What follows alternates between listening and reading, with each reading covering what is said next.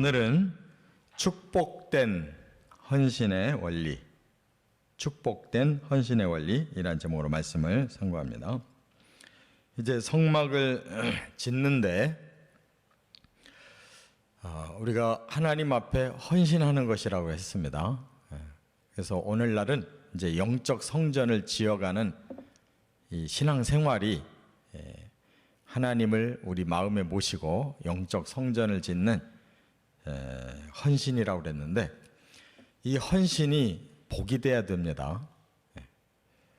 할 수 없이 헌신하는 것이 아니라 내게 그야말로 복된 헌신, 하나님께는 영광을 돌리는 헌신, 이래야 그 헌신한 결과가 아름답고 또 복이 될 수가 있죠.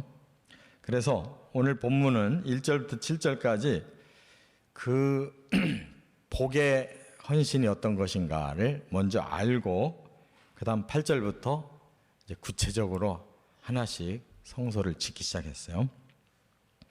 여기에는 하나님이 세 가지를 강조하신 게 있어요. 정말 우리가 하나하나 깨달을수록 참 이게 진짜 하나님도 기뻐하시고 우리도 정말 복이 되는 헌신이구나 하는 걸 깨닫습니다. 첫째는 여기 1절에 보면 순종의 원리를 말씀하고 있어요. 순종의 원리. 여기 1절에 이렇게 말씀합니다. 부사렐과 오홀리압과 및 마음이 지혜로운 사람 곧 여호와께서 지혜와 총명을 부으사 성소에 쓸 모든 일을 할 줄 알게 하신 자들은 하고 모두 여호와께서 명령하신 대로 할 것이니라.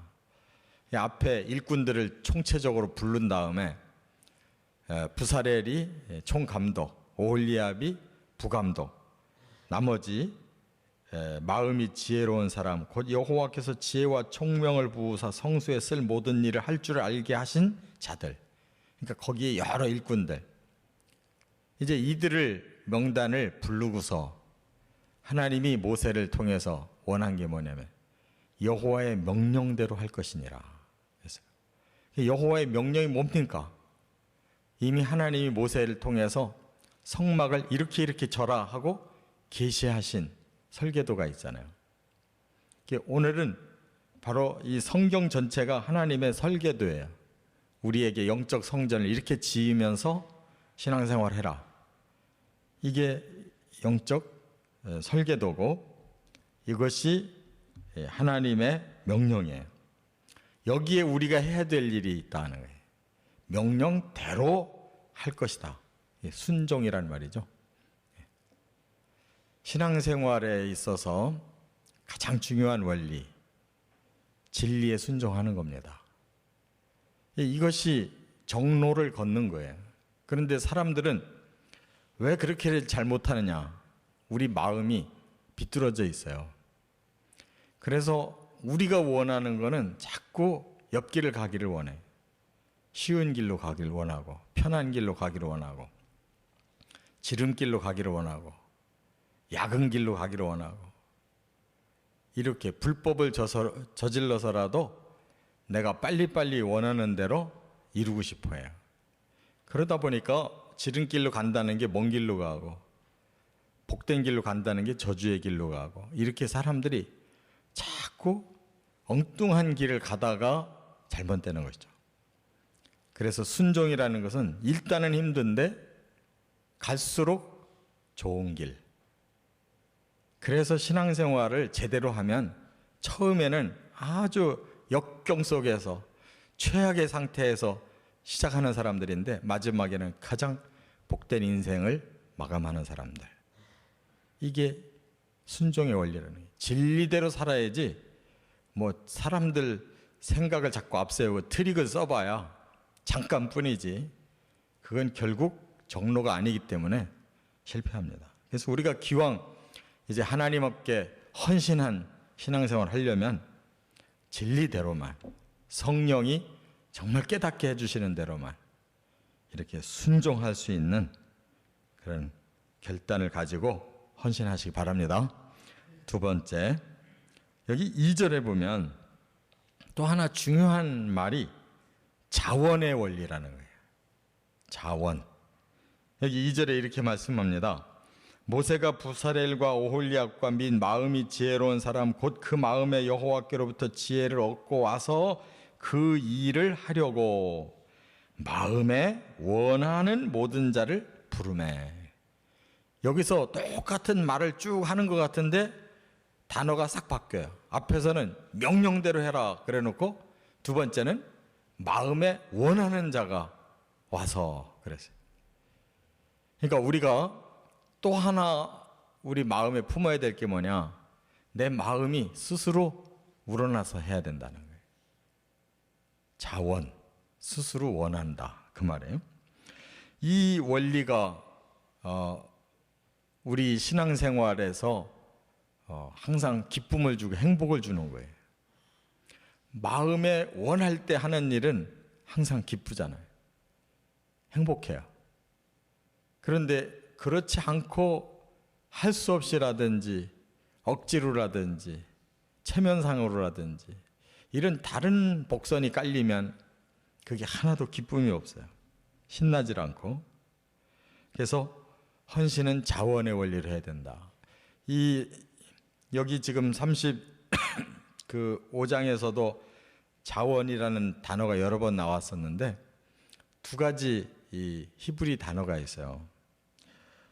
하나는 이 케라브라고 하는 원한다라는 단어가 있는데 이게 원 뜻이 뭐냐면 가까이 간다는 뜻이에요. 가까이 간다. 우리가 마음에 관심이 있으면 거기에 가까이 가요. 관심이 없으면 멀어지는 거고. 하나님에 대해서 관심이 생기고 하나님 일에 대해서 관심이 생기면 마음이 오픈됐다는 거죠. 내가 가까이 가서 뭔가를 하고 싶은 거예요. 가까이 가다. 이게 자원이라는 뜻이에요. 또 하나 히브리 원어는 네사오 리보라고 그러는데 마음이 리보, 흥분됐다는 뜻이에요. 흥분됐다.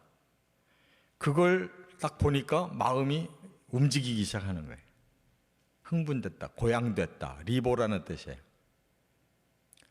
우리 마음이 뭔가가 감동이 있어야 되는 거예요. 뭔가가 움직임이 와야 되는 거예요. 이 두 가지에 우리 마음이 있으면 그 사람은 헌신이 복이 있는 사람이에요. 근데 이것이 없는데 해야 된다 그러면 그건 아주 힘든 일이죠. 그래서 정 없으면 중단해야 됩니다.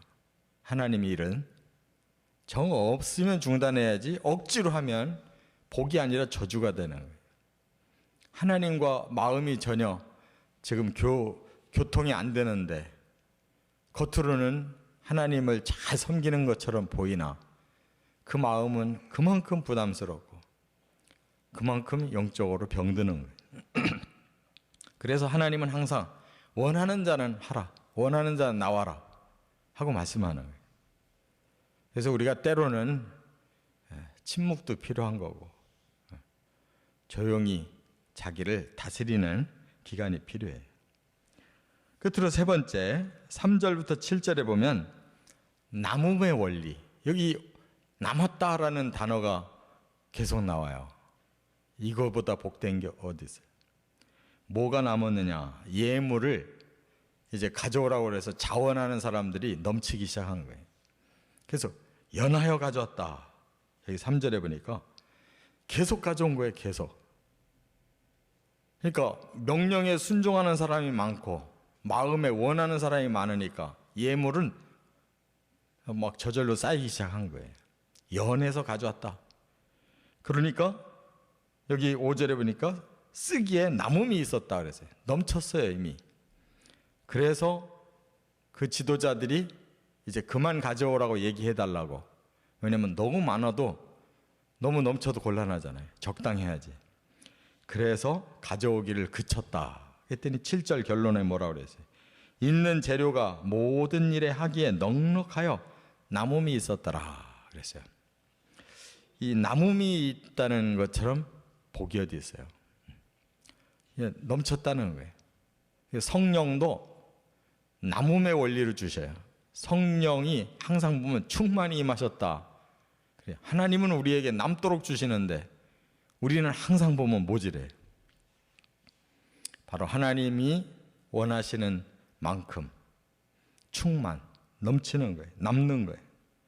이것이 있을 때 하나님이 기뻐하시고 우리도 거기에 대한 기쁨과 축복이 있다는 걸 깨닫습니다.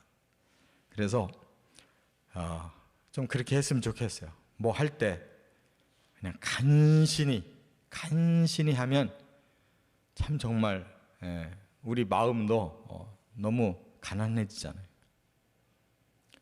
하나님 앞에 예배드리는 시간도 좀 넉넉해야 되고 교회 오는 시간도 좀 넉넉하게 와야 되고 그냥 간당간당하게 와가지고 헐레벌떡 예배 시작하지 말고 미리 와서 준비기도 하고 찬송하고 넉넉하게 예배를 드려야지.